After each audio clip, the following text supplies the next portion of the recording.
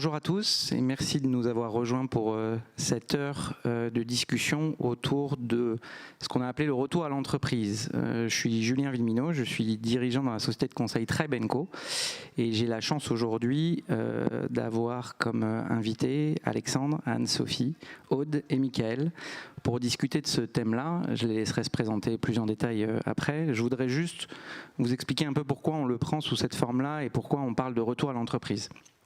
Déjà parce qu'on entend beaucoup parler aujourd'hui de deux termes qui, pour en avoir discuté avec chacun des intervenants, nous gênent un peu. C'est le terme de retour au travail, sous-entendu ce qui vient de se passer nous a amené à ne pas travailler.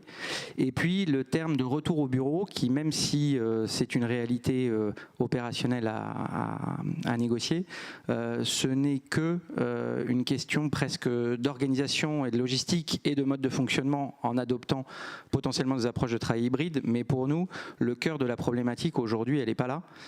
Elle est ailleurs. Elle est sur la question justement du retour à l'entreprise. En disant que l'entreprise, au-delà d'une organisation, c'est a priori, si je me réfère à l'étymologie toute bête du Larousse, entreprise, c'est le dérivé d'entreprendre. Et entreprendre, c'est oser prendre un risque et faire quelque chose, il se trouve en l'occurrence ensemble a priori quand on parle d'entreprise au sens collectif d'individus.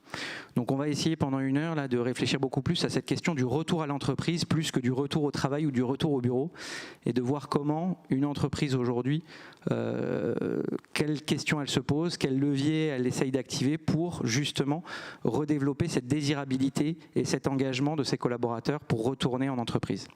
Je vais tout de suite laisser Aude en parler en premier. Aude, ça fait plus de 15 ans que tu accompagnes les marques, que ce soit marque employeur ou marque sur le marché, justement sur cette question de la désirabilité de la marque. Comment tu perçois aujourd'hui cet enjeu de désirabilité, comment la marque se rend désirable, y compris en ce moment, que ce soit pour les consommateurs, mais surtout pour les employés? Bonjour à tous, merci Julien. En effet, je pense qu'on est au cœur du sujet, cette question de la désirabilité. Moi, j'accompagne les marques dans leur stratégie en essayant justement d'un côté de comprendre quelles sont les évolutions des aspirations des individus et des aspirations collectives. Là, je pense que Michael en parlera beaucoup mieux que moi, mais on essaye d'identifier quels sont les nouveaux désirs, les nouvelles attentes, les nouveaux critères qui séduisent les gens. Et ça, c'est en évolution permanente. Et de l'autre côté, on se rend compte que du coup, les marques doivent se mettre en résonance avec cette évolution des aspirations et des désirs. Et la marque évolue en permanence aussi pour arriver à y répondre. Et on concentre beaucoup d'énergie au niveau du client final, du consommateur final, pour essayer d'identifier les leviers de désirabilité, c'est un pas très joli mot mais bon allons-y, les leviers de différenciation de la marque qu'on peut proposer, quelles sont finalement les sources de valeur qu'on peut proposer au niveau du produit, au niveau de l'expérience qu'on adresse à notre consommateur final. Et quand on parle de la marque employeur, finalement c'est exactement la même chose. L'idée c'est d'arriver à comprendre l'évolution des attentes, des exigences, des désirs dans le cadre plutôt d'une carrière, d'une évolution de carrière au sein d'une entreprise et de voir quelles sont les spécificités de l'entreprise qu'on peut proposer.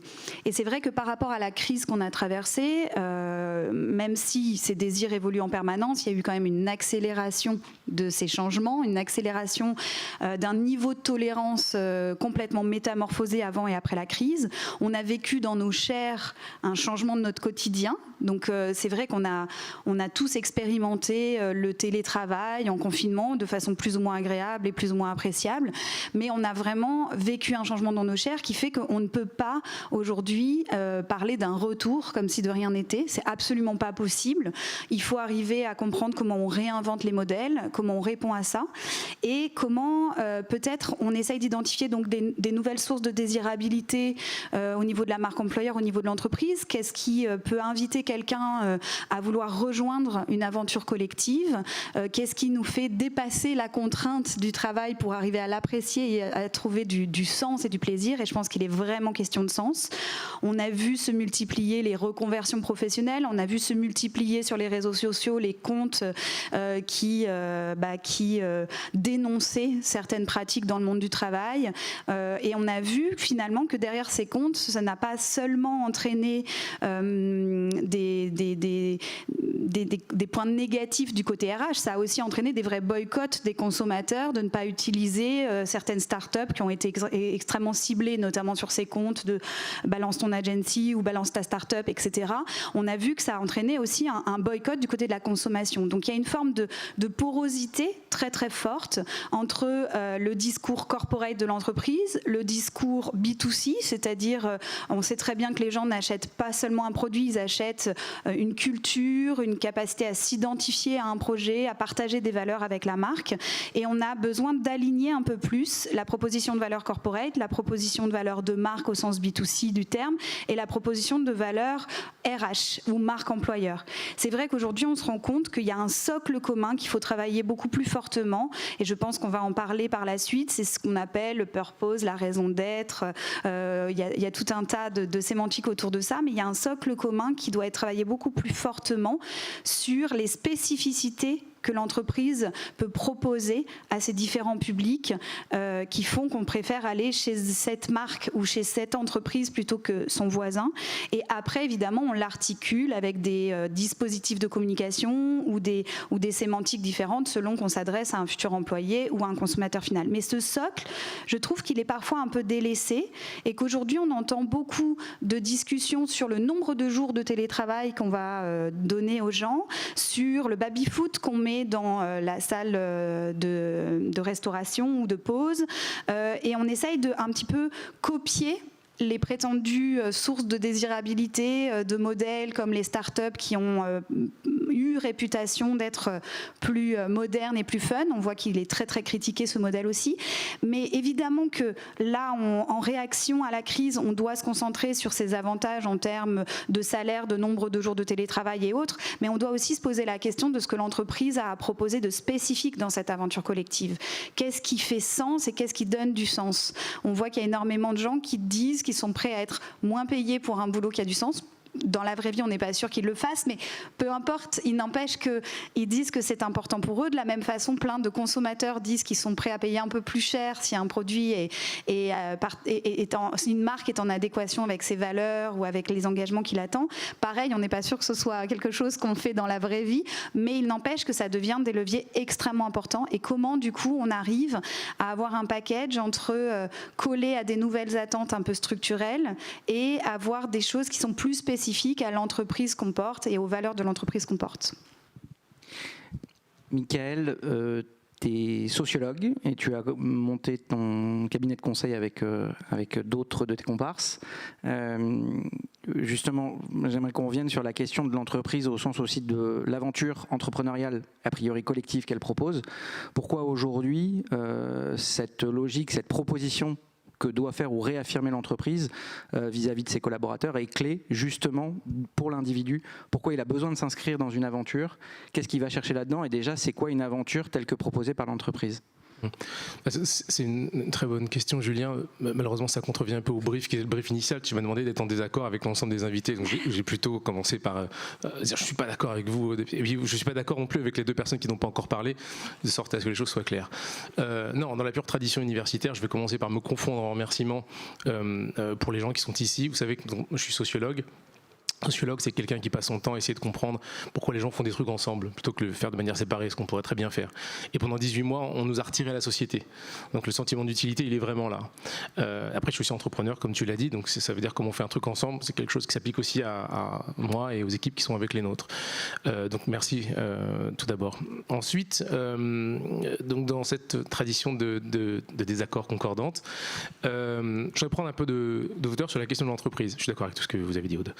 Mais il y a une écologie de l'esprit qu'il faut qu'on pratique tous ensemble aujourd'hui. Quand on se pose une question, dans le fond, c'est quoi une entreprise? Parce que là, ce qu'on dit, c'est que les entreprises doivent produire des raisons pour les gens de venir les voir, donc produire de la désirabilité. Et le langage qu'on utilise, vous voyez, la case mentale qu'on va mobiliser, c'est la désirabilité comme un produit de l'entreprise. Donc on va avoir une direction de la désirabilité, de la même manière qu'à un moment donné, on s'est dit l'entreprise doit produire du bonheur comme un produit, donc on va avoir une direction du bonheur, le célèbre Chief Happiness Officer, dont le but était de produire du bonheur. Donc je ne sais pas si vous avez dans votre couple avec vos enfants à un moment donné décrété que vous alliez produire du bonheur, je ne sais pas si ça a marché, mais vous voyez que ça fonctionne avec les humains, pas de cette manière-là. Donc une entreprise, qu'est-ce que c'est? Tout simplement, c'est quelque chose qui est entrepris. Donc c'est pas nouveau un truc qui est entreprise, ça fait longtemps qu'on entreprend des trucs. Mais quand on imagine que l'entreprise est une structure qui en fait va produire des choses, donc de la valeur marchande, des biens, des services, des produits, de l'innovation, et qu'on se rend compte que ça ne fonctionne pas nécessairement pour faire que les gens aient envie d'être là. Et qu'on se dit, rajoutons une couche à ça, c'est qu'elle va produire de la désirabilité, de l'attractivité, les pôles d'attractivité. On va construire un truc, on ne sait pas ce qu'il y a dedans, mais on sait que les gens vont avoir envie de venir. Et le plus important, c'est qu'ils viennent, on verra après ce que ça fait pour de vrai. On perpétue cette vieille idée de l'entreprise qui habite ce monde, qui est le nôtre dans lequel nous vivons, avec cette utopie qu'on appelle l'utopie de l'économie de production, dans lequel ce qui est bien, c'est de produire. Donc on va produire de l'attractivité. Je voudrais un petit peu challenger cette idée, c'est pour ça que je parle d'une écologie de l'esprit. Je ne suis pas certain qu'un être humain qui répond à un appel qui sera celui d'une entreprise qui produit de l'attractivité se retrouve finalement si bien à l'intérieur de cette entreprise. Je ne suis pas certain de la démarche. Vous savez, les gens lisent entre les lignes. On ne comprend pas ce que les gens disent, on comprend ce que les gens veulent dire. J'ai bien compris ce que vous voulez dire, mais j'ai dit que des gentillesses, mais tu me détestes. J'ai senti. Les humains marchent comme ça. Donc ma question, c'est comment est-ce qu'on peut faire une organisation humaine, pourquoi pas une entreprise, mais ça peut être plein d'autres choses, dans laquelle on est bien. Un truc où, voilà, c'est là que ça se passe. Vous savez, le marqueur de l'habitabilité, c'est quand on dit ah, on est bien là. Vous voyez ce truc, quand vous faites un barbecue, des amis, le soleil se baisse, le bruit des enfants, pas trop loin mais pas trop près.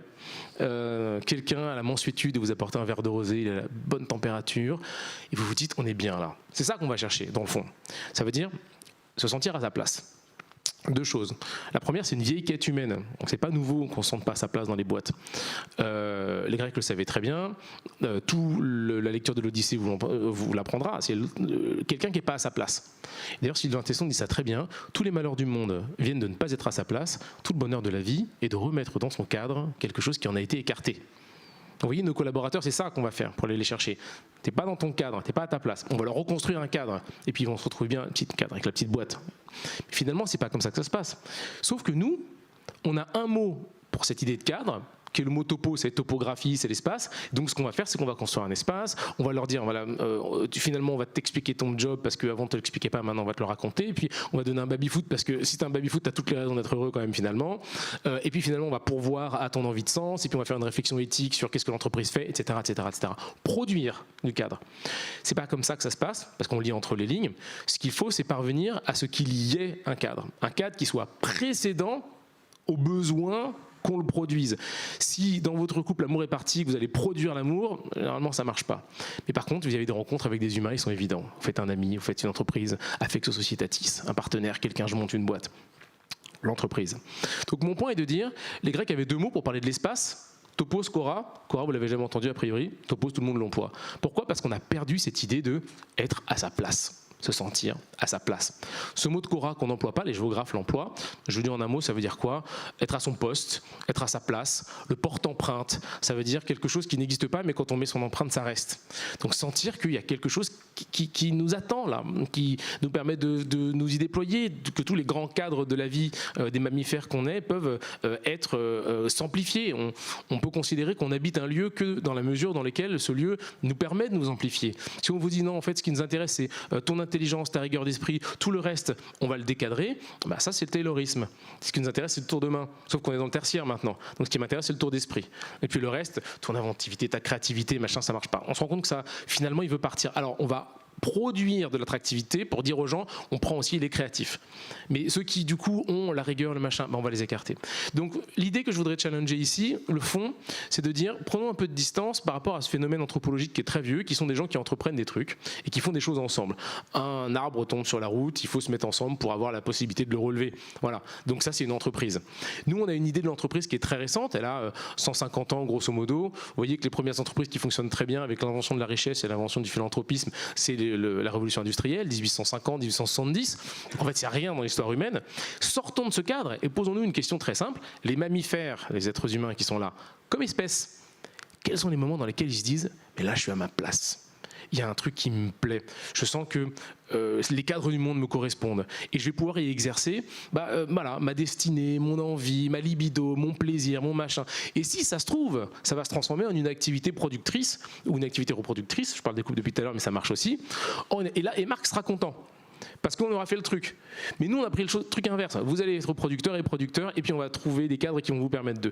C'est malheureusement ce qu'on a fait pendant les 100 dernières années, et qui ont produit les entreprises dans lesquelles vous avez des taux de bonheur au travail qui sont de l'ordre de 30%. Ça veut dire que quand vous marchez dans un couloir d'une banque, vous avez 2 personnes sur 3 à qui, si vous posiez la question « est-ce que tu es bien à ta place ?», vous répondrez « non, je souhaite partir ». La question n'est pas exactement ça, c'est recommanderais-tu à tes amis de rejoindre l'entreprise ? Et j'en dis non, jamais, parce que j'aime trop mes amis pour les faire bosser ici. Donc il faut avoir ça en tête quand même. Et pourtant on est là, pourquoi ? La question de la fatalité, il faut revenir au travail parce qu'on a un prêt, parce que ceci, parce que cela. Donc ma contribution, avant de parler de la question de l'aventure, je passerai le micro, je pense qu'on fera un deuxième tour, mais ma contribution, elle est à ce niveau-là. Il faut arriver à se déprendre de ces automatismes qui font qu'on a 10, 20, 30 ans, grand max de recul sur les phénomènes qui sont les nôtres, avant on était des gamins, et essayer de réparer un problème qui est très compliqué, celui de l'envie de produire de la valeur dans la société, au travers d'une crise qui nous a retiré le lien social et nous a aussi prouvé qu'on pouvait continuer à être productif à distance, pour se poser la question réelle de qu'est-ce que le travail, qu'est-ce qu'une activité productive, qu'est-ce qu'un humain, qu'est-ce qui fait plaisir, qu'est-ce que la joie, pourquoi est-ce qu'on fait des trucs ensemble. C'est des questions qui ont l'air très bêtes, mais quand on creuse un peu, j'ai bien évidemment la réponse à toutes ces questions, quand on creuse un peu, on se rend compte qu'elles sont pas si évidentes, pas si simples, et quand on s'est dépris de ces trucs, et ben en fait, à mon sens, on arrive à reproduire des lieux qui sont des lieux accueillants pour le phénomène humain. Alors c'est pour ça que je dis des mots qui sont un petit peu comme ça. Est-ce que quelqu'un m'a déjà dit, écoute, on va prendre un directeur de l'accueil du phénomène humain ? Non, jamais. Mais on m'a dit des trucs stupides, comme on va faire un chief happiness officer, c'est quelqu'un qui va mettre des Mars et des M&M's et des machins et vérifier que vous avez le dernier téléphone portable, etc. Donc vous voyez, petite prison d'idées, et moi ce que je vais essayer de faire, c'est décadrer comme ça. Et tu as remarqué que j'ai dit que j'étais en désaccord avec tout le monde, en fait j'étais en désaccord avec personne. Donc j'étais très poli. Voilà. Merci Mickaël. Anne-Sophie, justement, ça fait 20 ans, un peu plus de 20 ans, que tu travailles chez Decathlon. Tu as accompagné en tant qu'acteur au sein de la RH un certain nombre de projets de transformation et notamment autour aussi de la vision de Decathlon pour ces décathloniens. Et je te laisserai définir ce qui est appelé justement un décathlonien. Est-ce qu'ils sont à leur place justement ces décathloniens ? Comment vous faites pour les mettre à leur place ? Et surtout, depuis 1 an et demi, par rapport à avant ce que vous aviez pu entreprendre, qu'est-ce qui a évolué ? Quelles sont les questions qui se posent aujourd'hui et comment vous arrivez à y répondre ? Merci Julien. Alors oui, tu plantes le décor en parlant de décathloniens et de décathloniennes me concernant. On se définit ou on se nomme de cette façon-là, de façon assez naturelle. Et c'est que sans doute il n'y a pas de hasard. C'est qu'effectivement l'aventure collective, on la vit de façon très intense. Il y a quelque chose de très vibrant entre nous. Et je reprendrai le mot de lien. Tu parlais de phénomène humain, Mickaël. Je reprendrai le mot de lien et je crois qu'il y a quelque chose autour du lien qui se vit dans cette entreprise qui me semble être particulier et que je vis aussi de façon très particulière depuis 21 ans maintenant. Je ne l'ai pas conscientisé au départ. Voilà, c'est en expérimentant, c'est en prenant du recul que finalement il y a eu cette forme d'évidence, se dire il y a quelque chose qui se passe autour du lien. Alors sur la période passée, effectivement, là le propos d'aujourd'hui c'est de se dire tiens, retour au travail. Moi le mot retour en fait il ne me parle pas. Parce que je n'ai pas l'impression d'être partie. Et donc du coup, et je dis je, mais avec mes collègues décathloniens, nous n'avons pas eu l'impression d'être partis. Donc pour nous, ce n'est pas trop ce qui se joue finalement. Et qu'est-ce qui fait que nous n'avons pas l'impression d'être partis ? C'est qu'en fait, on vit ensemble une aventure de sens. Alors on l'a évoqué déjà tout à l'heure. On vit ensemble une aventure de sens qui dure depuis maintenant plus de 45 ans. Rendre le sport accessible, les bienfaits du sport accessible au plus grand nombre. Ça reste vraiment ce qui nous anime tous au quotidien, qu'on décline dans toutes nos responsabilités.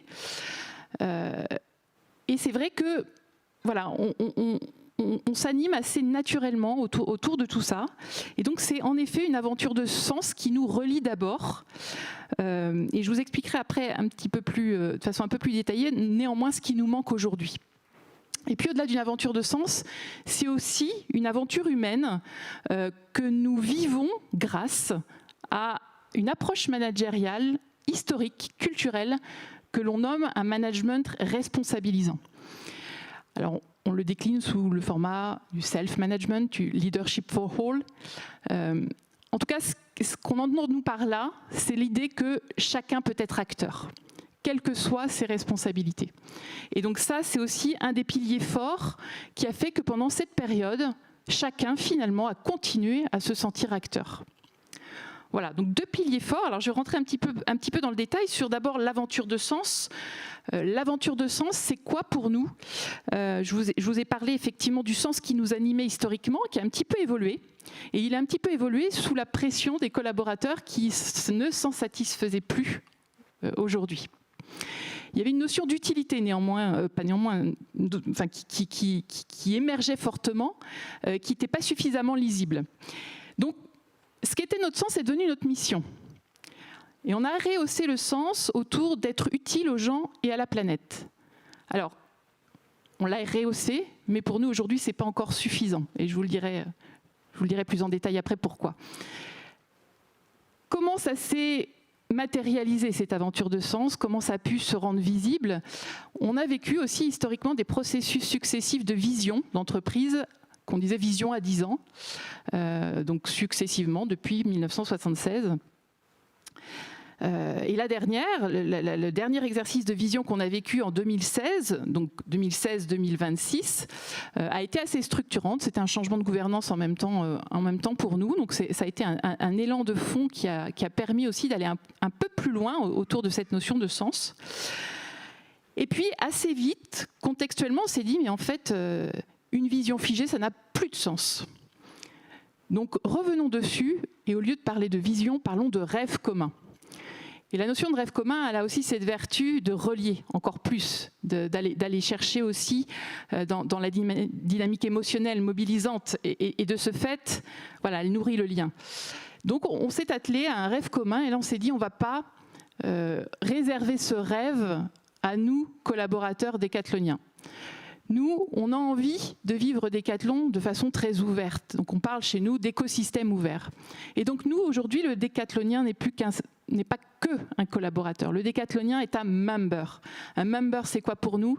C'est effectivement toutes les personnes qui sont en connexion avec Décathlon, qu'elles soient clientes, partenaires, fournisseurs.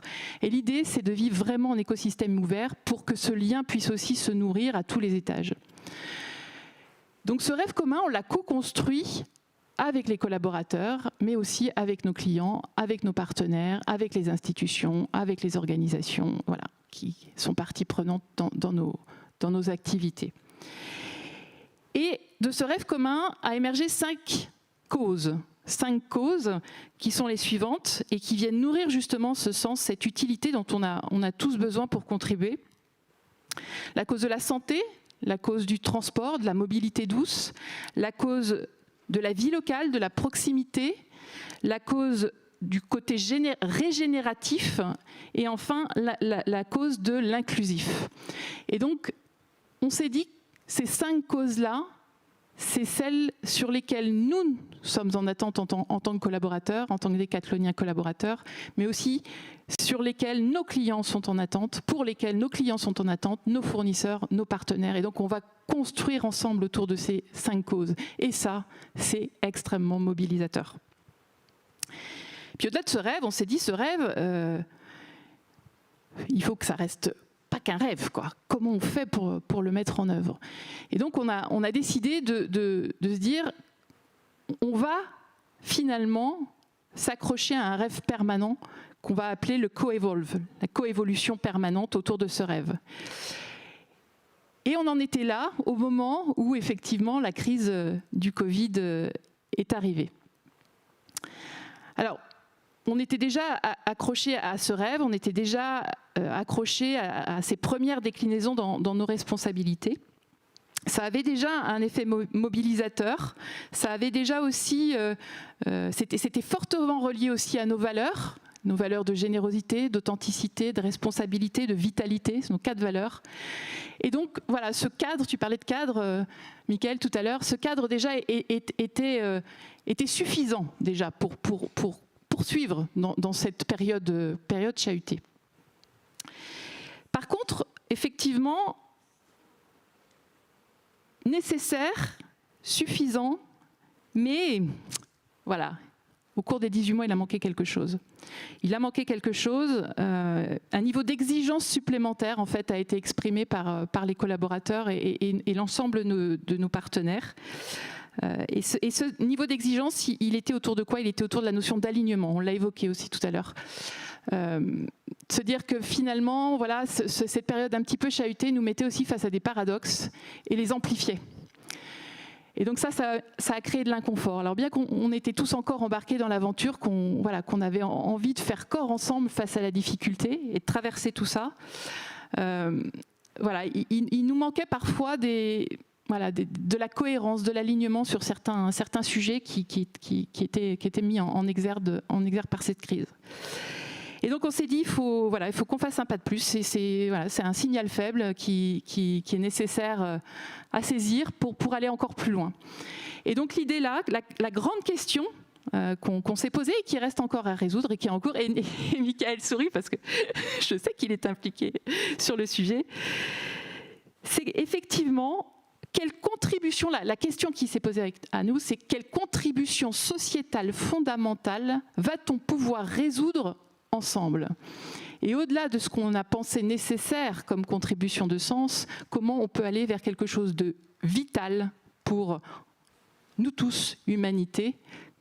Et autour de ce vital, c'est comment imaginer ensemble une meilleure habitabilité du monde, et c'est ce que tu as exprimé aussi tout à l'heure, Michael.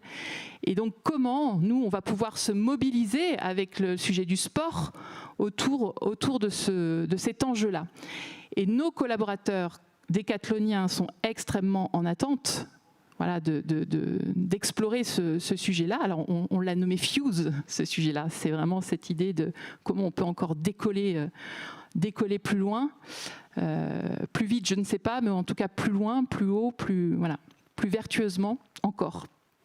Et avec tout ce que ça comporte d'ambivalence, d'ambiguïté, de paradoxes encore extrêmement vivants, mais ça nous relie. Voilà, ça nous relie, ça nous active, ça nous mobilise, ça nous met aussi dans des dynamiques d'innovation, de créativité, chacun à notre mesure, chacun dans nos métiers, que ce soit la finance, que ce soit les ressources humaines, que ce soit la data, que ce soit le design. Voilà, nous, on a le retail, puisque c'est aussi ce qui est extrêmement visible chez nous, mais on est aussi concepteur en amont de tous les produits que l'on vend, ou de bonne partie de produits que l'on vend. Donc ça s'irrigue dans toutes ces responsabilités-là. Et donc il nous reste ça encore à résoudre. Alors je dis encore, peut-être qu'il y aura encore autre chose après. En tout cas, nous en sommes là. Nous en sommes là sur ce point de l'aventure de sens. Et en tout cas, cette aventure de sens, elle n'a fait que nous relier encore plus sur cette période que l'on vient de traverser et que l'on traverse encore un petit peu. Et pour moi, je ne me suis jamais posé la question chaque matin depuis 18 mois, mais à quoi bon ? Je savais pourquoi je me levais, même si je me levais chez moi, en me connectant à distance. J'étais dans cet élan de contribution sans que ce soit inconfortable pour moi, de me dire je vais me connecter, je vais enchaîner ma journée, non. Une évidence dans le fait que la contribution, elle poursuivait son chemin. Voilà. Donc ça, c'est le côté aventure de sens. Et puis ensuite, j'évoquais ce second pilier qui a été très très fort aussi sur cette période-là. Alors, fort depuis 45 ans, une base solide tout court pour nous, mais encore plus importante sur cette période de crise. Nous avons fait équipe pour traverser. Nous continuons à faire équipe, et je vous évoquais ce management responsabilisant qui est très vivant chez nous et qui met finalement le manager au cœur comme acteur crucial, l'acteur de cœur, notamment dans cette période extrêmement chahutée, extrêmement inconfortable pour les équipes. Et donc ça a provoqué à la fois un coup de projecteur sur nos managers et en même temps de l'inconfort pour certains aussi. Voilà. Les deux se sont révélés. Comment nous vivons, nous, le management responsabilisant chez Decathlon? Qu'est-ce qui nous a aussi permis de traverser cette crise avec le plus de sérénité possible? Eh bien, c'est que c'est un management d'abord bienveillant. Ça, c'est quelque chose auquel nous tenons fortement et nous croyons, parce que nous le vivons, que la bienveillance est source d'exigence. Et ça peut démonter certaines croyances aussi, par ailleurs. Et même parfois au sein de l'entreprise, certains ne sont pas complètement encore alignés avec ça. Et donc c'est quelque chose, moi en tant que responsable ressources humaines, que je m'attelle à accompagner, à faire vivre au quotidien dans l'entreprise. Un management bienveillant. Le manager chez Decathlon, on l'invite à avoir un regard potentialisant également. Peut-être avez-vous déjà entendu parler de l'effet Pygmalion. Ça, c'est quelque chose qui est pour nous important, qu'à tout moment, le manager soit quelqu'un qui envisage et pas quelqu'un qui dévisage. Ça, c'est très, très fort aussi chez nous. Et puis, on a cet enjeu de créer les conditions favorables. Donc oui, on a quelques baby-foot, bon, voilà. Mais c'est pas ça, les conditions favorables. On a cet enjeu de créer les conditions favorables à ce que cette responsabilité puisse s'opérer, cette prise de responsabilité puisse s'opérer, et pour ça, c'est créer les conditions de la confiance. Et donc nous, voilà, quand on est dans l'accompagnement de nos managers, on est vraiment dans ce sujet de comment, en tant que manager, tu peux créer les conditions favorables à l'épanouissement de ton équipe, et au-delà de l'épanouissement, sa performance. Mais sa performance passe par son épanouissement.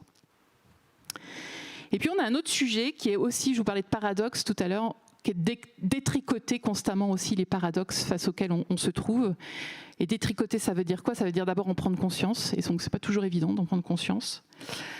Et puis détricoter avec ces paradoxes tous les biais cognitifs qui vont avec. Et là, il y a un élément fondamental aussi pour permettre ça, qui est de mobiliser constamment l'intelligence collective. On ne se débiaise pas tout seul. C'est Olivier Sibony, spécialiste des biais cognitifs, qui dit ça. On ne se débiaise pas tout seul. Et donc, mobiliser avec méthode l'intelligence collective, c'est aussi une façon de responsabiliser chacun et de le rendre acteur du projet collectif. Et puis, on a aussi cette culture du challenge, alors lié au sport, ça c'est sûr, mais cette constante mise en mouvement, remise en mouvement, qu'on n'a pas arrêté de connaître aussi pendant cette période de crise, avec cette idée de comment, à chaque fois qu'on vit une expérience, on peut la relire et on peut en tirer la quintessence en mode retour d'expérience pour derrière pivoter, corriger, arrêter. Voilà, c'est vraiment quelque chose aussi qui est de plus en plus intégré chez nous. Et puis, il y a quelque chose aussi qu'on a vécu très fort comme besoin amplifié pendant cette période et qu'on s'attelle maintenant à modéliser, qui est de rehausser le niveau d'écoute dans l'entreprise et la qualité d'écoute dans l'entreprise. Comment créer des espaces de qualité où les choses peuvent se dire, peuvent se partager, où la parole peut se libérer. Et très honnêtement, pour en avoir animé beaucoup, des espaces de parole aussi pendant ce temps de Covid, et finalement, en le poursuivant aujourd'hui, l'effet est juste incroyable. Quand on passe 1 heure avec une équipe à évoquer tous les inconforts, tous les questionnements, éclairer les zones d'ombre, l'effet derrière de mobilisation, il est juste dingue. Voilà. Et là, c'est vraiment le fruit de mon expérience que je vous partage avec... là, c'est même pas de la croyance, c'est du vécu, quoi. Et je ne cesserai de favoriser ces espaces-là et je ne cesserai d'inviter nos managers à les provoquer et à les vivre eux-mêmes. Parce que n'oublions pas aussi que nos managers ont besoin qu'on prenne soin d'eux. Et ça passe aussi par prendre soin de soi d'abord, en tant qu'acteur. Voilà, de son bien-être aussi. Et donc, vous l'aurez compris, 2 socles importants sur lesquels on a pu s'appuyer pendant cette période-là, qui étaient déjà existants. Et puis, en effet, encore des invitations à aller plus loin sur la partie du sens, et puis sur la partie managériale, de se dire effectivement, c'est un travail continu finalement, d'alignement aussi, entre les ambitions qu'on s'écrit, qu'on a envie de vivre ensemble, et puis la réalité de ce que chaque individu peut vivre aussi dans sa complexité et dans ses interactions. Et ça, finalement, c'est un travail sur lequel on va continuer de s'atteler, et avec des choses particulières qui ont aussi émergé pendant cette période, notamment le fait que pour certains collaborateurs décathloniens, cette sensation de ne plus être complètement ou de plus se sentir complètement à leur place a pu aussi émerger fortement. Donc l'idée aussi que l'alignement commence par soi, avec soi-même, ça c'est important, et c'est quelque chose qu'on accompagne aussi dans l'entreprise. On a des dispositifs pour ça. Et donc voilà, rien n'est parfait, tout est en mouvement et tout est expérience, et on essaye de s'en saisir pour justement continuer à vivre le lien dans l'aventure collective et tout ce que ça peut produire de création de valeur avec un grand S. Voilà. Merci Anne-Sophie. Alexandre, j'ai une question autour Anne-Sophie a pas mal parlé de l'importance du management. Tu as une double vue par rapport à ça, puisque à la fois tu es cofondateur de ta structure, ce qui te permet de voir aussi les problématiques managériales en tant que chef d'entreprise, et puis en même temps le management c'est en partie ton segment de clients. Par la boîte que tu as qui est Talentsoft. Quel regard tu portes justement sur le management et le management de proximité, notamment quand on se dit, voilà, on se dit souvent le management est au cœur, le management est extrêmement important, on a des leviers, etc. On a un peu le sentiment quand même que c'est le serpent de mer, cette histoire, à savoir qu'est-ce qu'on lui donne concrètement pour pouvoir agir, pour pouvoir jouer ce rôle de rouage au cœur de l'aventure collective, et pas se prendre uniquement la pression d'avoir cette responsabilité sans avoir aucun levier pour y arriver. Bonjour à toutes et à tous.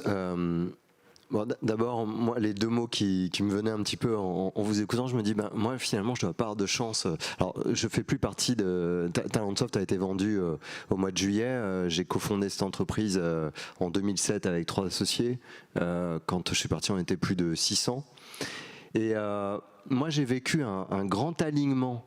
Pendant la crise du Covid, pendant le confinement de mars, j'ai trouvé que c'était paradoxalement facile, pour une raison simple, c'est qu'on était dans les mêmes conditions, ce qui est globalement jamais arrivé quand même, d'être tous grosso modo chez nous, alors dans des conditions très différentes en termes de vécu, mais tous chez nous.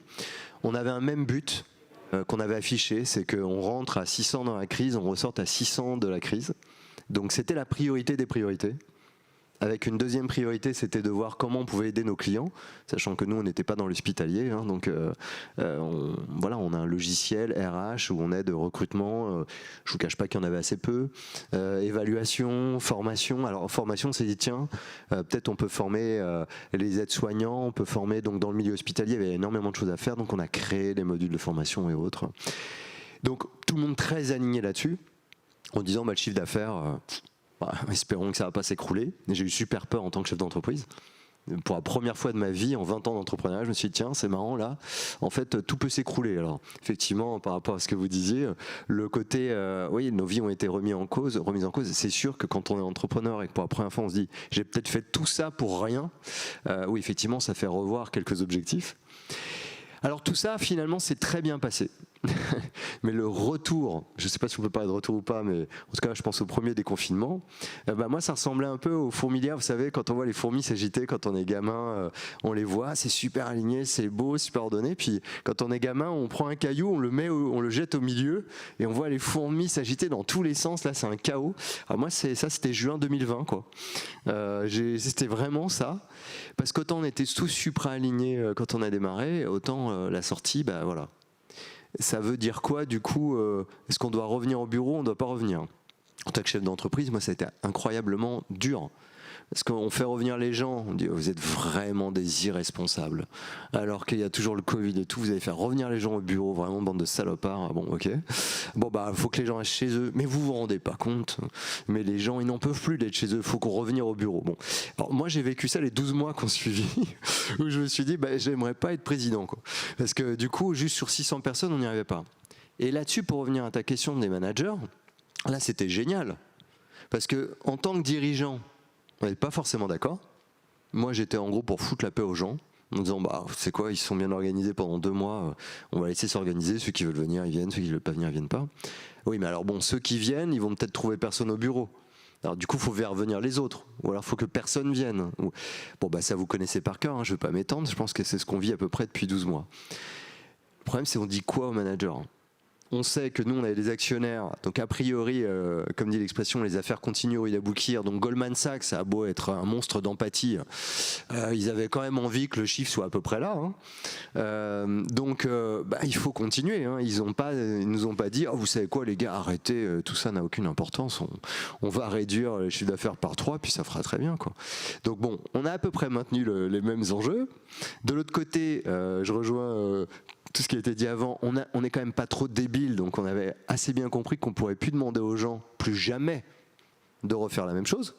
Donc on était obligé de prendre une surprise en compte, pour moi excessive d'ailleurs, mais tant mieux, parce que ça venait à l'encontre de siècles, pour pas parler de millénaires d'oppression des salariés. Donc c'est sûr que nous, on a eu des gens par exemple qui ont décidé d'aller vivre en Grèce. Ils n'ont pas cru bon nous prévenir. Alors c'est sûr que là aussi on se dit peut-être on a poussé le curseur un chouïa loin quand même. Peut-être une petite lettre d'information quand même pour nous dire. Mais ça c'est pas un cas isolé. Ça a été et la Grèce, ça a été Aix-en-Provence, ça a été Bordeaux, ça a été Toulouse. Et bon, pourquoi pas. Donc et on était prévenus après. Donc ça devait pas poser trop de problèmes a priori. Et donc là, sur-personnalisation, sur-customisation de la relation au travail. Ok, et au milieu, le manager. Voilà. Alors, qu'est-ce qu'il est censé faire ? Il est censé rappeler ses troupes. Il est censé. Alors, moi, je le vois comme un alchimiste. C'est-à-dire, je ne sais pas si vous avez regardé la série en ce moment, Ted Lasso, une création d'Apple. Je vous invite, toi, tu es quasiment obligé de la regarder. Mais tous les gens qui travaillent sur les collectifs de travail, regardez cette série Apple. J'ai pas d'action, mais qui est formidable parce que c'est juste un entraîneur de foot. Avec ce qui se passe dans les vestiaires et la complexité des égos à gérer. Mais finalement, elle est un peu là, la période. Et je ne le dis pas péjorativement. Je dis qu'on sait bien qu'on doit prendre en compte les contraintes, les aspirations, les ambitions des gens. C'est un fait. On sait bien qu'il faut quand même faire qu'ils délivrent quelque chose. Quelque chose qui va varier selon le propre manager des managers, qui va être plus ou moins tendu par la prise en compte des salariés ou plus ou moins tendu par les attentes des actionnaires. Et évidemment, tout ça est extrêmement disparate. Je ne vous parle même pas de Talentsoft, c'était juste 600 mais 15 bureaux. Le rapport au travail d'un Danois, d'un Allemand ou d'un Français, ça n'a strictement rien à voir.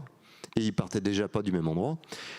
Donc moi, désolé, mais très humblement, je vois une confusion générale énorme et un poids qui repose sur les managers extraordinaires qui sont censés délivrer quelque chose sans qu'on leur dise vraiment ce qu'on attend d'eux, ce qu'ils doivent faire, ce qui est raisonnable de faire, rien que sur le curseur de la personnalisation des relations au travail. Alors, quand je pense à vous, Anne-Sophie, effectivement, et aux ressources humaines, moi, ma première action, c'est de dire, les ressources humaines, elles peuvent tout lâcher de ce qu'elles sont en train de faire. Elles doivent juste aider les managers à y voir clair là-dedans. Parce que si déjà on n'aide pas les managers à y voir plus clair, il ne se passera pas grand-chose. Alors qui vous êtes-vous ? Qui vous êtes-vous ? Supposément, la relation que vous avez bâtie dans la décennie 2010-2020 avec les dirigeants, puisque vous êtes à la table des CODIR, puisque vous êtes supposé être une fonction les plus stratégiques aujourd'hui de l'expérience collaborateur et autres, ce qui est archi vrai chez Decathlon en l'occurrence, il va falloir parler avec les dirigeants. Et en fait, et là je me tourne plutôt vers Michael et je m'aventure sur tes plates-bandes, Michael, du mot imaginaire. En fait, moi, mon sentiment en tant qu'entrepreneur aujourd'hui, il faut tout recréer en fait. Il faut recréer l'imaginaire du travailler ensemble, recréer l'imaginaire de l'entreprise, créer l'imaginaire de la raison d'être de l'entreprise et de se dire, en fait, ça va marcher vaguement comment. Et encore une fois, moi je suis peut-être moins malin que vous tous, mais quand je vois que pour réunir 5 copines, copains pour choisir un restaurant ce soir, c'est une tannée entre faut pas que ce soit trop loin chez un et chez l'autre, faut pas finir trop tard, mais faut pas qu'il y ait de viande, mais faut pas qu'il y ait machin, et c'est compliqué à 5, là c'est choisir un restaurant à 600 personnes quoi. Parce qu'en fait on est paumé. On est paumé du point de vue environnemental, on est paumé du point de vue politique, du point de vue économique. Donc, ce qui est fabuleux quand on est entrepreneur, c'est qu'on a cette liberté de recréer encore et encore et encore un imaginaire, un but, des pratiques individuelles, collectives, de les proposer aux gens qui sont plus libres que jamais modulo le fait d'avoir un crédit avec 5 gamins derrière. Hein. Parce que bon, faut s'assurer aussi que notre discours ne s'adresse pas à quelques élus, hein, mais adresse bien tout le monde. On recrée cet imaginaire, on le propose aux gens, on leur laisse la possibilité de dire si tu t'y retrouves pas, je t'invite. Moi, je l'ai vraiment fait. Et c'est le moment de partir, en fait. Je les vire pas. Je dis, en fait, je vais jamais te rendre heureux. Tu vas jamais t'épanouir. Tu trouveras jamais ta place chez moi. Parce que c'est pas l'imaginaire que moi j'ai envie de recréer.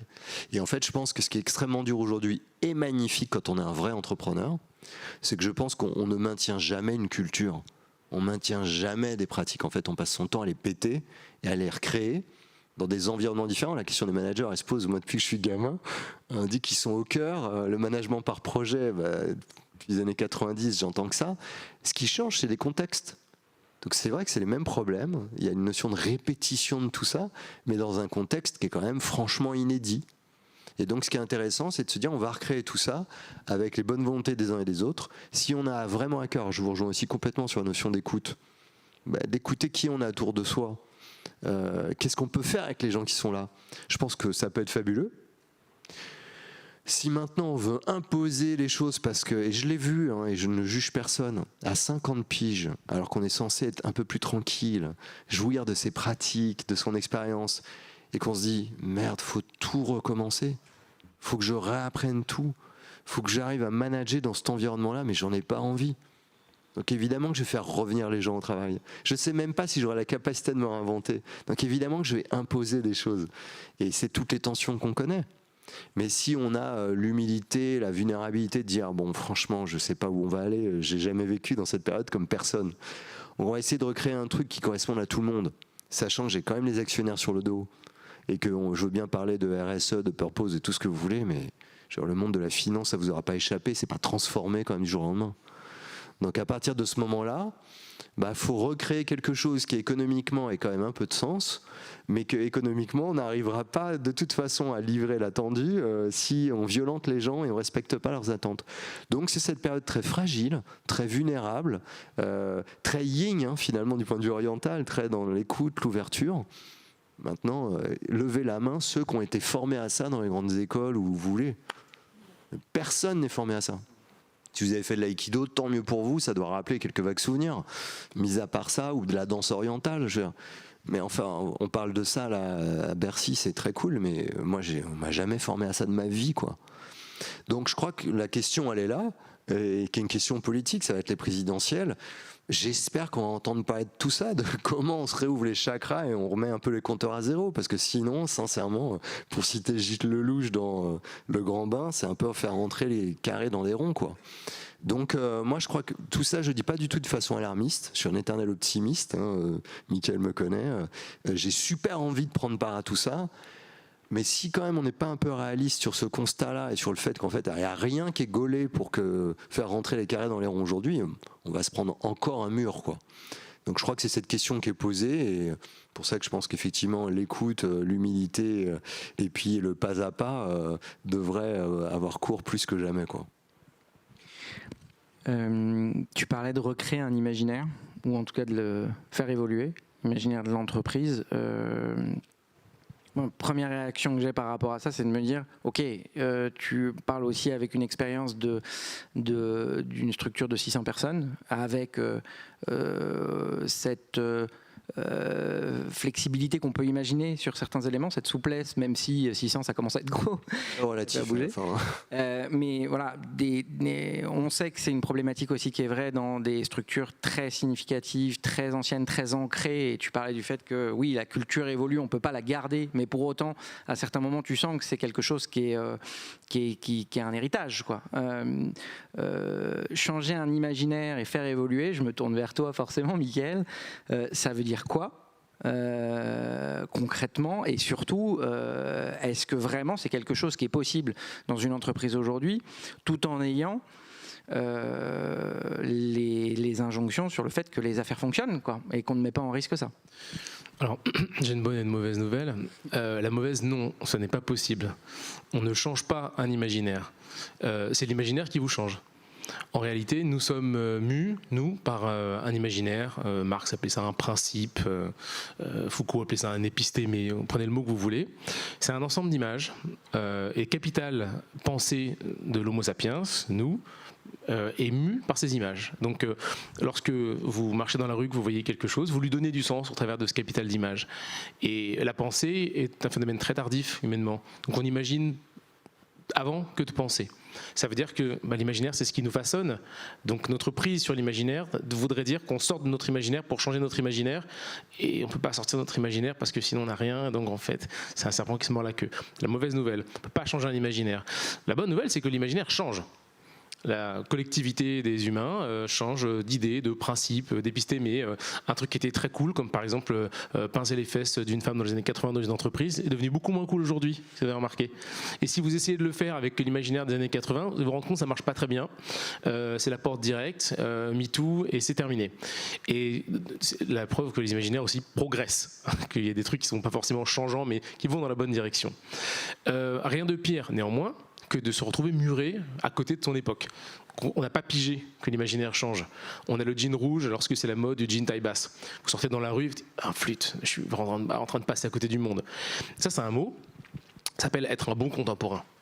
Être un bon contemporain, c'est vivre en alignement avec, en ayant compris et en peuplant en retour l'imaginaire qui nous meut et dans lequel on va pouvoir abonder en faisant des choses. Un mot très important qu'Alex a dit, je suis vraiment désolé, j'arrive pas à être en désaccord avec ce que vous avez dit depuis tout à l'heure, hein, donc je sais, tout ce qu'elle a dit, malheureusement Anne-Sophie est totalement vrai, ce qu'Alex est totalement vrai, j'y arrive plus, voilà. Donc un mot que tu as dit Alex tout à l'heure, c'est la création. En fait, un entrepreneur, c'est quelque chose qui vient ajouter un objet organisationnel au nombre du monde. Et pour répondre à cette question, je vais essayer de le faire très concrètement, comment est-ce qu'on fait dans un moment où l'imaginaire change assez fortement, assez rapidement, alors qu'on a une structure organisationnelle qui, elle, peut avoir une culture avec une forte inertie, des manières de faire, des gens qui ont peur, qui n'ont pas forcément envie de changer, qui ont un avantage à ne pas changer aussi, qui viennent d'autres cultures. Comment est-ce qu'on fait pour s'adapter ? Première chose, ça change tout seul. C'est-à-dire qu'on se rend compte rapidement quand on est à côté de la plaque et on n'a pas envie de le rester. Par pression externe, en fait, on s'adapte. Si on devait compter que sur ça, les trucs qui doivent changer en 50 ans, je pense par exemple à une réduction de 60% de taux d'émission de carbone. Je ne sais pas si vous êtes au courant qu'il y a un truc en train de se passer, mais il faut quand même faire rentrer ça dans l'équation. Si on attend que les gens le fassent par cette pression extérieure, on n'y arrivera pas. Donc il faut accélérer quand même cette transformation. Néanmoins, il y a un truc qui est en train de se passer qui est très fort. C'est que l'imaginaire de l'entreprise, l'entreprise c'est une organisation, une personne morale, un bout de papier, des gens qui y croient, chaque matin se lèvent, vont dans une pièce et font des trucs ensemble, mais en réalité c'est de la foi, parce que rien ne vous empêche de vous casser en Grèce et de ne pas vous le dire à Alex Pachulski, vous ne serez probablement pas viré par ailleurs, la preuve, d'ailleurs j'essaye ça à partir de demain, c'est donc une question de foi, c'est des gens ensemble qui font des choses, il y a un imaginaire. Cet imaginaire de l'entreprise, pour nous il date grosso modo du XXe siècle, et c'est un imaginaire pactuel, donc moi je vais dépenser un certain nombre de forces en tant que collaborateur, elles vont se déployer entre 9h et 18h par exemple, avec une heure de pause le midi, et toi tu vas me donner un salaire, une rétribution. Et si vous regardez dans les années 60 la manière dont elle est vécue, je vous enjoins à regarder ce film extraordinaire qui s'appelle Chronique d'un été, qui est le premier film sociologique qui a été tourné par Jean Rouch et Edgar Morin en 1961. Vous aurez la joie de voir que déjà en 1961, Edgar Morin était vieux. Si vous regardez ce film, vous verrez que les gens disent ce que vous entendez aujourd'hui dans le métro. Oui, mais il y a le travail dans la journée auquel je donne ma force machin, mais en fait ça m'intéresse pas vraiment. Et puis le soir, il y a la vie marginale. En fait, je me déploie, je suis vraiment moi-même. Et on se dit aujourd'hui, quand on entend ça, c'est nouveau, changement, future of work, c'est des trucs qui ont 70 ans. Donc il y a cet imaginaire-là, et aujourd'hui l'imaginaire il est en train de changer. Je prends un mot, Anne-Sophie, que tu as dit, la contribution. À quoi ça sert une boîte ? Comment est-ce qu'on a le sentiment quand on est dans une boîte qu'on fait quelque chose ? Si à 50 ans, on est à sa place quand, en échange de votre travail, on vous donne des sous, ce travail, et donc cet échange marchand vous permet vous d'investir dans la construction d'un capital, une famille, l'éducation, l'accès à la classe moyenne, etc. Aujourd'hui, ces choses ne suffisent pas. Donc les gens qui rentrent dans la boîte, alors que le contrat moral qui vous lie, et même d'ailleurs des conventions collectives qui datent de je ne sais pas trop quand, sont napoléoniennes probablement, n'ont pas changé, en fait les gens changent. Parce que leur imaginaire change. Et quand ils rentrent dans les boîtes, ils attendent d'autres choses de vous, ou inversement, si vous êtes un collaborateur, lorsque vous passez le seuil de la porte, vous attendez d'autres choses de l'entreprise. Vous attendez en particulier une chose, c'est que l'entreprise se construise comme un véhicule pour pouvoir vous permettre d'agir sur les problèmes du monde, dont de manière croissante, vous sentez qu'ils altèrent votre vie. Éco-anxiété, sentiment de culpabilité, voire morbide, vis-à-vis de notre action délétère sur la planète, des enfants qui vous disent, moi j'enseigne, qui nous disent, écoutez, je vois pas pourquoi je ferais des gamins parce que je sais pas dans quel monde. C'est grave, c'est dramatique. Et vous ne pouvez pas aller dans une boîte, échanger pendant la journée votre salaire contre machin, sortir le soir et ne reprendre l'ampleur du problème qu'avec vos potes lorsque vous en buvez des bières. Donc ce problème vient hanter l'entreprise. L'entreprise doit être en capacité de voir que cet imaginaire a donc changé, c'est la bonne nouvelle, et d'adapter ses structures organisationnelles, mais aussi son but, son purpose, sa raison d'être, ce que vous voulez, à pouvoir intérieur et extérieur répondre à ces problèmes de société. Et si vous faites ça, vous allez avoir des gens qui vont se retrouver à leur place. Moi, je vous donne un exemple, puis je passe le micro très rapidement. J'ai donc la chance de travailler avec Anne-Sophie et d'autres personnes chez eux. Jamais, en tant que collaborateur prestataire, j'ai été traité comme ça. La place qu'on m'a fournie, une place absolument exceptionnelle. Imaginez-vous que vous êtes quelqu'un, moi je suis sociologue, je suis entrepreneur, je fais du conseil en stratégie, j'enseigne à Sciences Po. Les deux trucs qui me donnent le plus de joie, c'est quand mes étudiants construisent un cours avec moi, parce que là on est en train de faire l'intelligence, et quand quelqu'un, en l'occurrence vous, venez en disant « Bon, on a un problème, on ne sait pas ce qu'il faut faire dans les 30 prochaines années. Pas, dites-moi ce que moi j'ai envie de faire un truc, moi, je. Qu'est-ce qu'il faut faire ? Nous on a des forces vives, on a des magasins, on a du design, on a une supply chain. Qu'est-ce qu'il faut faire ? Donc on ne va pas commencer par nous, on va commencer par la société. Qu'est-ce qui est en train de se produire là ? Fragmentation, dissémination, déséquilibre incroyable des problèmes par rapport aux forces qu'on est capable de mettre en branle pour pouvoir nous y atteler. Et nous, on est des gâtelons. Dites-nous ce qu'on doit faire. Pour pouvoir, vous vous rendez compte de la maturité qu'il faut avoir pour faire ça ? Donc évidemment, si moi je me lève le matin, que je rentre dans une entreprise, ma question n'est pas je vais aller vendre 3 sneakers à un mec qui... Mais je me dis, par mon activité, je vais contribuer à cette chose plus large, qui est la direction dans laquelle l'entreprise s'est mise, avec modestie. On fait du sport. Donc c'est quoi le sport ? C'est quoi le corps ? C'est quoi le etc. C'est quoi le stress ? Avec modestie, mais je contribue à ça. Là, vous rentrez chez vous et vous êtes raccord avec votre imaginaire. Donc si je résume ce que je viens de dire, l'imaginaire, on ne peut pas le changer. Donc dans nos travails de transformation, il y a aussi beaucoup de frustration, et je sais que tu le vis aussi bien que moi, mais on peut reconnaître ce qu'il est, on peut le raconter, et on peut amener les gens à trouver leur place à l'intérieur de cet imaginaire. Et lorsque vous avez, parce que la société se déplace plus vite que les entreprises, une désynchronisation entre les deux, là vous avez de la désattractivité. Pour revenir à ton sujet initial, lorsque vous parvenez à synchroniser une entreprise avec l'époque dans laquelle elle se déploie, là vous avez une aventure. L'heure tourne. Avant de prendre éventuellement quelques questions, est-ce que vous avez une réaction par rapport aux propos de Michael ? Moi, je veux bien réagir par rapport à cette idée qu'en effet, on ne peut pas changer un imaginaire. Par contre, on peut mieux le raconter et continuer à essayer de mieux le transmettre, à essayer de le diffuser, d'en parler. Parce que je pense que le défi est vraiment là. Je te rejoins complètement, Alexandre. On est complètement paumé et je n'ai pas été plus formée à la question et je comprends tout à fait ça. Et c'est vrai que ça explique en partie pourquoi on cristallise autant de questions sur le lieu et sur le nombre de jours qu'on doit y passer. C'est qu'on est tellement paumé sur le reste et qu'en réalité, on est vraiment paumé sur la vraie quête de sens qu'il y a derrière ça, sur pourquoi je participe à l'aventure collective de l'entreprise, et puis après, effectivement, pourquoi je me déplace dans un lieu pour le faire, alors que jusqu'à présent, pendant le confinement, j'y arrivais finalement pas trop mal, ou bon an, mal an, et c'est vrai que ça pose vraiment ces questions-là, et je comprends la complexité de tout ça et je la vis aussi en tant qu'entrepreneur aussi, et puis en conseillant mes clients chez Rébellion, l'agence pour laquelle je travaille.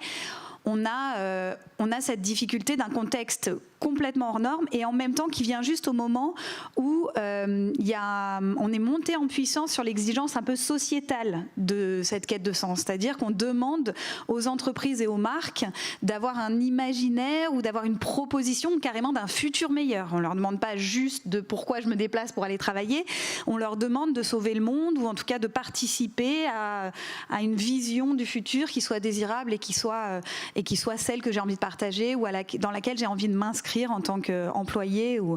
Et c'est vrai que je pense sincèrement que aussi difficile que soit cette situation, il y a très certainement à minima plus de temps et de moyens pour écouter, pour formaliser cette proposition d'imaginaire et pour être créatif dans la manière de le diffuser. Alors créatif dans les méthodes, mais je rejoins ce point de la créativité, c'est que parfois je crois qu'on sous-estime à quel point c'est important de mettre des mots, des images, et bon, évidemment j'ai la casquette de la communication, mais cet imaginaire en fait il fait rêver parfois avec des petits détails, avec des éléments de transmission qui permettent de le matin se lever et se rappeler pourquoi on le fait. Je dis pas que ça sauvera tout le reste, évidemment, mais ne pas croire que c'est juste un élément de superficialité. Au contraire, je pense que ça peut énormément aider à redonner foi à l'entreprise et recomprendre chaque matin ou relancer la motivation chaque matin. Merci Aude. Il nous reste encore, on a encore quelques minutes s'il y a des questions. Dans ce cas-là, levez la main qu'on puisse vous apporter le micro. Je vois pas, j'ai pas vu. Pardon.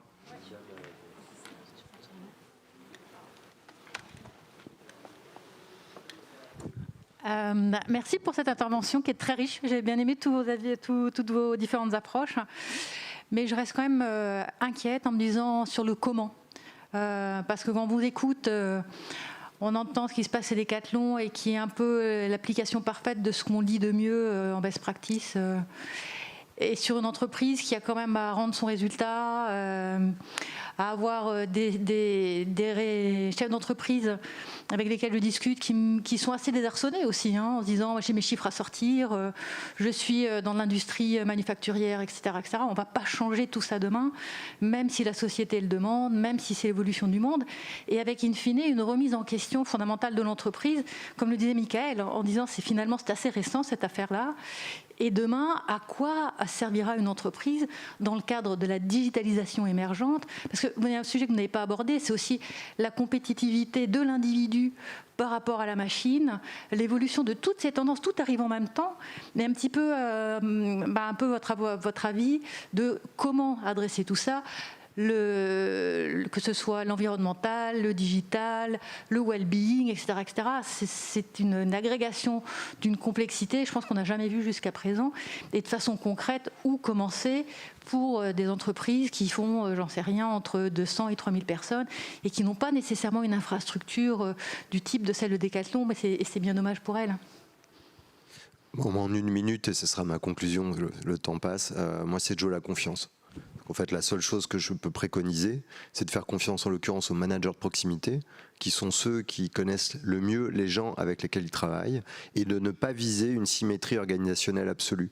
Parce que finalement, la façon de travailler d'une équipe ne sera pas exactement la façon de travailler de l'équipe voisine. Et donc si, du point de vue de la direction, des ressources humaines, de ceux qui gèrent l'organisation, il y a ce pari de la confiance de dire je pense que ce manager doit être un peu raisonnablement capable de gérer son équipe et de comprendre qu'il ne peut pas faire quelque chose qui sera évidemment orthogonal à l'équipe voisine, puisqu'il faut qu'il y ait une forme de décollectif qui arrive à se coordonner. C'est donc jouer la confiance de ce manager en prodiguant toute l'aide possible pour l'aider à se coordonner avec l'ensemble. Mais à moins de lui faire confiance, je ne vois pas comment on se sortira de cette tension du résultat versus aspiration individuelle. Ça me semble être le fameux corps intermédiaire dont on a besoin.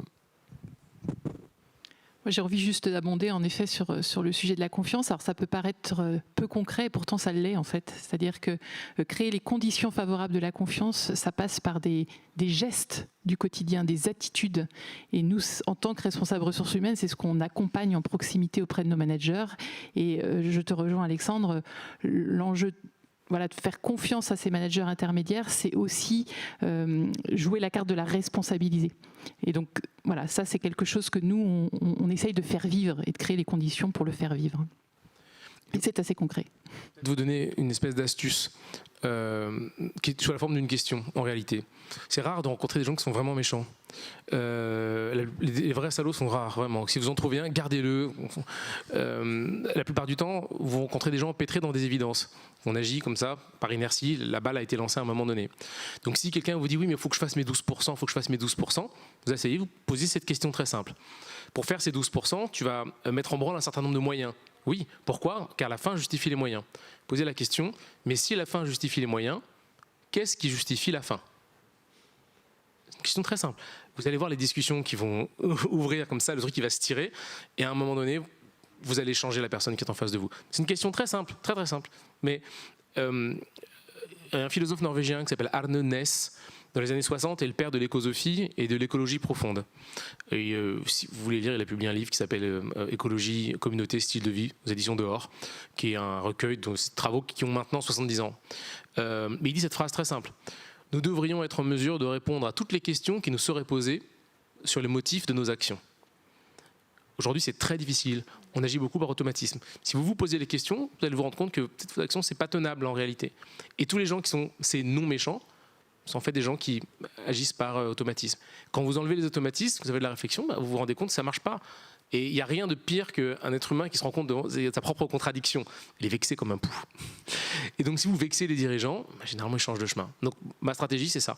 Si la fin justifie les moyens, qu'est-ce qui justifie la fin ?